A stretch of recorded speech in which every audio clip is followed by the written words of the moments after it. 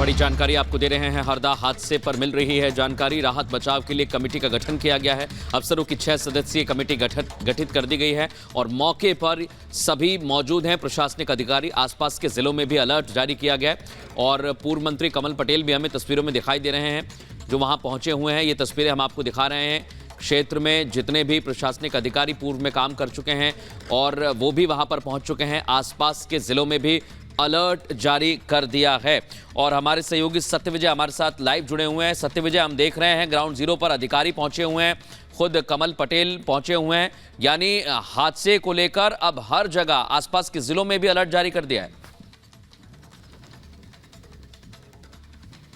जी हाँ, बिल्कुल। देखिए, जो घटनास्थल है, जो पटाखा फैक्ट्री है जहाँ पर कि भयानक विस्फोट हुआ है, वहाँ पर राहत बचाव कार्य तो जारी है, रेस्क्यू ऑपरेशन जारी है। लेकिन चूंकि मोहन यादव ने खुद संज्ञान लिया है, एक्शन में है, उदय प्रताप सिंह जो मंत्री हैं उनके साथ तमाम अधिकारियों की टीम हेलीकॉप्टर से वहाँ भेजी गई है और कमल पटेल चूंकि भाजपा के वरिष्ठ नेता हैं, हरदा से ही बिलोंग करते हैं, पूर्व मंत्री रहे हैं, तो वो भी घटनास्थल पर पहुंचे और सबसे यही अपील की जा रही है, स्थानीय लोगों से भी ये अपील की जा रही है कि ज्यादा से ज्यादा लोग, जो डॉक्टरों की टीम है, जो रेस्क्यू की टीम है या जो लोग बचाव दल में मौजूद लोग हैं, उनकी मदद करें। जैसा कि मैंने जिक्र किया था कि कांग्रेस के विधायक ने भी अपील की कि जिन लोगों के पास बड़े वाहन हैं वो घटनास्थल पर पहुंचे और बोलेरो या जीप या इस तरह के वाहन से घायलों को नजदीक के अस्पताल तक ले जाएं। तो चूंकि सभी की प्राथमिकता यही है कि अब जितनी ज्यादा से ज्यादा जानें हैं बचाई जा सकें। वहीं दूसरा पहलू यह है कि जांच टीम गठित कर दी है। जांच टीम अब यह तय करेगी कि किसकी लापरवाही है, लेकिन प्रारंभिक तौर पर जैसे कि कांग्रेस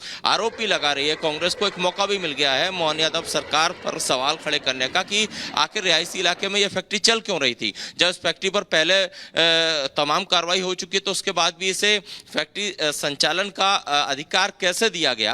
तो ये पहलू है जिन पर अब जांच होगी। लेकिन घटनास्थल और आसपास के लोगों की बात करें तो लोग काफी डरे हुए हैं, क्योंकि जो तस्वीरें हमने दिखाई कि एक के बाद एक ब्लास्ट तो हुए ही, कई वाहन जलकर दूर तक फेंकाए, कई लोगों के कुछ ऐसी हृदय विदारक तस्वीरें भी हैं जिसमें कि लोगों के शरीर से कुछ हाथ जो है नहीं है उनके शरीर पर, इस तरह से वो ब्लास्ट में घायल हुए हैं।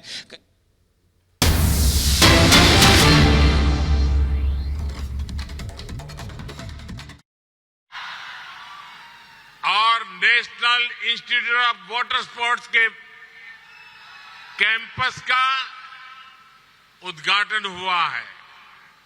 इससे यहां पढ़ने और पढ़ाने वालों की सुविधा और बढ़ेगी। आज यहां जिस इंटीग्रेटेड वेस्ट मैनेजमेंट फैसिलिटी का उद्घाटन हुआ है, उससे गोवा को स्वच्छ रखने में मदद मिलेगी। आज यहां 1900 से ज्यादा युवाओं को सरकारी नौकरी का नियुक्ति पत्र दिया गया है। मैं आप सभी को इन सभी कल्याण कार्यों के लिए बहुत बहुत बधाई देता हूं। मेरे परिवारजनों, गोवा क्षेत्र और आबादी के लिहाज से भले ही छोटा है, लेकिन सामाजिक विविधता के मामले में हमारा गोवा बहुत बड़ा है। यहां अलग अलग समाज के लोग, अलग अलग धर्म को मानने वाले लोग एक साथ रहते हैं, अनेक पीढ़ियों से रहते हैं। इसलिए गोवा के यही लोग जब बार बार बीजेपी की सरकार चुनते हैं तो इसका संदेश पूरे देश को जाता है। बीजेपी का मंत्र सबका साथ सबका विकास का है।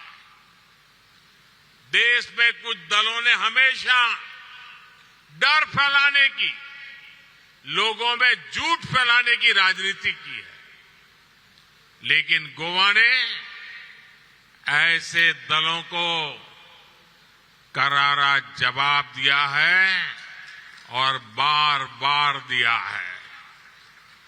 साथियों, अपने इतने वर्षों के राज में गोवा की भाजपा सरकार ने सुशासन का एक मॉडल विकसित किया है। स्वयं पूर्ण गोवा, इस अभियान को जिस प्रकार गोवा गति दे रहा है वो वाकई अभूतपूर्व है। इसी का परिणाम है कि आज गोवा के लोगों की गिनती देश के सबसे खुशहाल लोगों में होती है।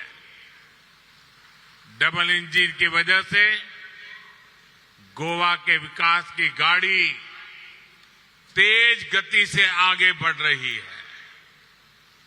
गोवा वो राज्य है जहां के 100% घरों में नल से जल पहुंच रहा है।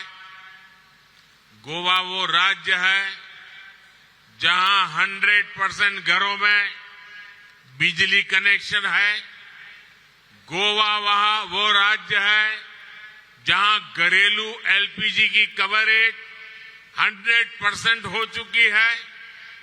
गोवा वो राज्य है जो पूरी तरह केरोसिन मुक्त है। गोवा पूरी तरह खुले में शौच से मुक्त राज्य बन गया है। केंद्र सरकार की प्रमुख योजनाओं में से कई योजनाओं में गोवा 100% सैचुरेशन हासिल कर चुका है। और हम सब जानते हैं जब सैचुरेशन होता है तो भेदभाव खत्म हो जाता है। जब सैचुरेशन होता है तो हर लाभार्थी तक पूरा लाभ पहुंचता है। जब सैचुरेशन होता है तो लोगों को अपना हक पाने के लिए रिश्वत नहीं देनी होती। इसलिए मैं बार बार कहता हूं कि सैचुरेशन ही सच्चा सेक्युलरिज्म है। सैचुरेशन ही सच्चा सामाजिक न्याय है। यही सैचुरेशन गोवा को, देश को मोदी की गारंटी है। इसी सैचुरेशन के लक्ष्य के लिए अभी देश में विकसित भारत संकल्प यात्रा चलाई गई थी। गोवा में भी 30,000 से ज्यादा लोग इस यात्रा से जुड़े।